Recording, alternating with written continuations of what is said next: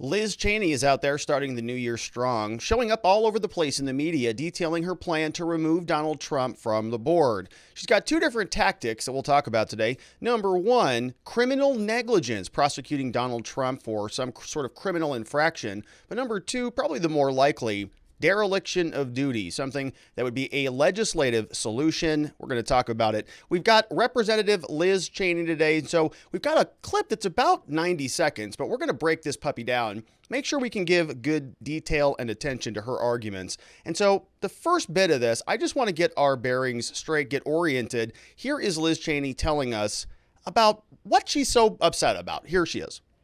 The committee has firsthand testimony now that he was sitting in the dining room next to the Oval Office watching the attack on television as the assault on the Capitol occurred. Did you catch that? I wanted to make sure we're clear. He was sitting in a room next to the Oval Office watching television. And so we got to be very clear about what this conduct was that was either criminal or was a dereliction of duty. We got to be very crystal clear about this. I mean, if it's a criminal case, we got to know what he did. So she says that he was in a room near the Oval Office. Here, of course, is a blueprint floor plan, a little bit of a map of the Oval Office. First floor, White House, West Wing. You can see down here in the corner, we have the Oval Office. Looks like an oval. Pretty easy to identify. And so what Liz Cheney is saying is back on January 6th, when the January 6th incident, the attack on the Capitol, the potential end of America, when it was all almost on the verge of that day, Liz Cheney was saying that Donald Trump was outside of the Oval Office in a different room. Now, she was in a different meeting room, a briefing room, so we're not real sure whether they were in the cabinet room, the Roosevelt room, whether they were in one of these miscellaneous offices. But this is the crux of the claim here, is that Donald Trump was not in the Oval Office giving a statement when Liz Cheney thinks he should have been doing so. And the statement, of course, is that they were demanding that he comes out and calls off the attack. They're making the allegation that he was the person who was supporting it. He was inciting it. He was encouraging it. He was even demanding it when he was speaking. And so they wanted him to go out there and declare from the Oval Office that this needs to stop. So this is the argument. Let's listen to Liz Cheney break this down with George Stephanopoulos on ABC. As you know well, that the briefing room at the White House is just a mere few steps from the Oval Office. The president could have at any moment walked those very few steps into the briefing room, gone on live television, and told his supporters who were assaulting the Capitol to stop. He could have told them to stand down. He could have told them to go home. And he failed to do so. Failed to do so. So that's the conduct. If we're going to be talking about charging somebody with the crime, what's the conduct? Did they swing a punch and hit somebody? Did they drive under the influence? Here the allegation is failure to act. We already looked at the map. We know that Donald Trump, according to Liz Cheney and their eyewitness testimony, they've got firsthand accounts of this, Donald Trump was in one room over. And he didn't go over to the Oval Office and make a statement. But he did, if you recall, make a statement outside the Oval Office. I think that's where it was. When he came out there, CNN even played this. And you can see their breaking news. He says he addressed the rioters saying, it's time to go home. And he said, I know you're upset, but we have to be peaceful. And so Liz Cheney was sort of upset, it sounded like in her statement, that he didn't make a statement. But as we can see here, as you can see on the bottom right-hand portion of the video, this was aired on CNN. It's just a screenshot from this. And the yellow arrow was added by me. I think this is pointing to the Oval Office. So he was actually outside the Oval Office. He didn't go into the Oval Office. I believe, if the graphics here are correct, that he went out of the Oval Office into the Rose Garden, filmed from this direction, and you could see the round portion of the wall in this direction. So what is Liz Cheney so upset about? If he actually did give a statement, is she upset that it wasn't done from the Oval Office? Is that what she wanted? Is she upset that it wasn't done timely enough? What is she so concerned about? I think it was that he just didn't give a statement, but he did give a statement. So it can't be that then. It must be the timing of this issue. And if you recall, the way that this timing was broken down, if you go over to Wikipedia, they have a very, very detailed breakdown of all the times where significant things happen. And you can see here, it's not until 2:10 p.m. where they actually get into the building. Donald Trump started his speech, as we can see here, at 12 p.m. He had a 1-hour speech. And we can see that at about 12:53, this is when they broke through that west barrier. That's when allegedly Ray Epps was leading the charge on the west entry, the west portion of the Capitol property. But then it's not until about over an hour later, until 2:10 p.m., that they go actually up the barricade and the entrance. First rioter at 2:12 p.m. finally enters through a broken window, opens the door for others. And then you'll see, for about the next half hour, it's kind of madness. Everybody's scrambling all over the place. And so I think if it's Liz Cheney's argument that Donald Trump was negligent, he was negligent. Why? Well, he didn't issue a statement, but he did, as we saw. Oh, well, he didn't issue it where Liz Cheney wanted him to in the Oval Office. Well, that's irrelevant. He can decide where to issue the statement. Doesn't have to do it according to her timeline. So if she's saying he's negligent for not giving a statement, well, that's clearly wrong, because he did. If it's the location, well, it was outside the Oval Office.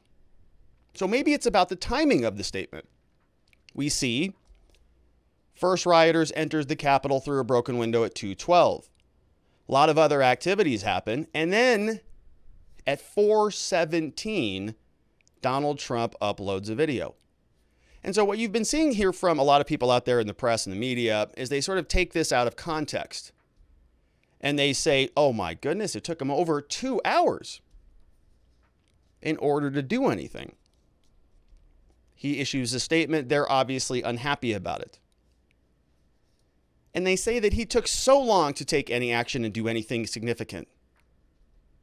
But if you'll notice, that's right about the same time that everybody else who was a part of the actual government started doing things. 4:10, Secretary McCarthy arrives at the D.C. Metro headquarters. He just gets there. If you recall, Donald Trump had already spoken for an hour, so it takes him time to go back to the White House. But you can see from a secure location, now Vice President Pence is now situated. He phones Christopher Miller. He's acting defense secretary. It's about the time that everybody starts acting. Vice President Pence acts. Secretary McCarthy acts. 4:18, after Donald Trump uploads his video, we've got General Milley, who's still in charge under Joe Biden. Still working there. We've got Secretary McCarthy, General Hakinson. They discuss the availability of the National Guard forces outside to go in there. Secretary Miller verbally authorizes more troops at 4:10. So you see, this is about the time that everybody is responding. Secretary Miller authorizes DCNG to actually deploy in support of the Capitol Police. And so what Liz Cheney and everybody wants to do with this timeline is say, well, it took a very long time for any of this to get done. But this is about the same time that the whole government is responding. Now, if you want to say that's too long and the government's incompetent, no argument from me there. But we're talking about establishing negligence, and negligence means that you have to be doing something out of the ordinary. You have to be doing something that's actually negligent. So is Donald Trump's waiting until 4:17 to communicate a response to the public negligent after the initial breach in the Capitol took place right around 2 o'clock? I don't think so. I don't think they're going to be able to prove that is something that is so far out of the ordinary standard of care that would justify criminal charges. But we'll see. Let's see what Liz Cheney has to say about this. Because George Stephanopoulos asks, remember that many people who are not such Trump fans out there, they want Donald Trump to go down. They want to see an indictment. They'll be doing cartwheels and backflips the day that comes out from the courts. So they're just salivating over this. George Stephanopoulos, he's primed up. He asks Liz Cheney about this question. Here's what he says. It's hard to imagine a more significant and more serious dereliction of duty than that. Is his failure to make that statement criminal negligence?